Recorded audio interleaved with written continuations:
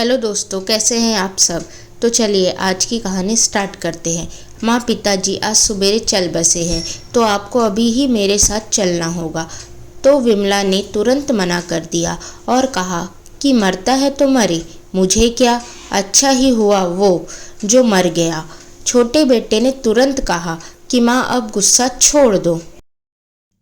तो विमला ने तुरंत कहा कि ये मेरा गुस्सा नहीं, उसके लिए मेरी नफ़रत है जो कि कभी ख़त्म नहीं होने वाली है।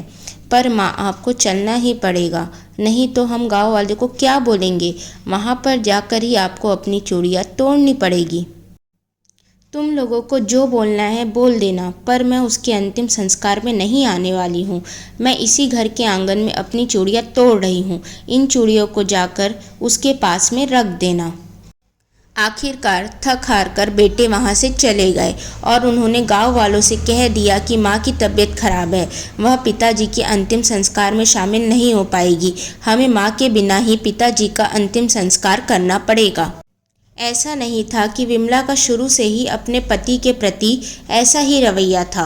वो तो अपने पति से बहुत प्यार करती थी, पर जब से उसे पता चला कि उसके पति का उसकी भाभी के साथ गलत संबंध है और वो अपने भाभी के कहने में आकर ही उसको मारता है, उसको प्यार नहीं करता, तब से उसके मन में अपने पति के प्रति घृणा का भाव पनपने लगा।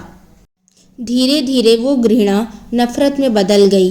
जब तक बच्चे छोटे थे तब तक तो उसने अपने पति को सहा, लेकिन उनके बड़े होते ही वो अपने पति से अलग रहने लगी। वह अगर रास्ते में भी उसे दिख जाता तो वहीं उसको गाली देना शुरू कर देती। विमला को सबने बहुत समझाया कि चाहे वो जैसा भी हो पर तेरा पति है, पर विमला अपने पति को माफ़ करने के लिए राजी ही ना हुई।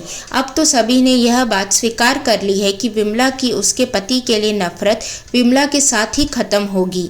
सो दोस्तों, अगर आपको यह कहानी अच्छी लगी हो तो प्लीज़ इस चैनल को लाइक करें, सब्सक्राइब करें एंड शेयर करें।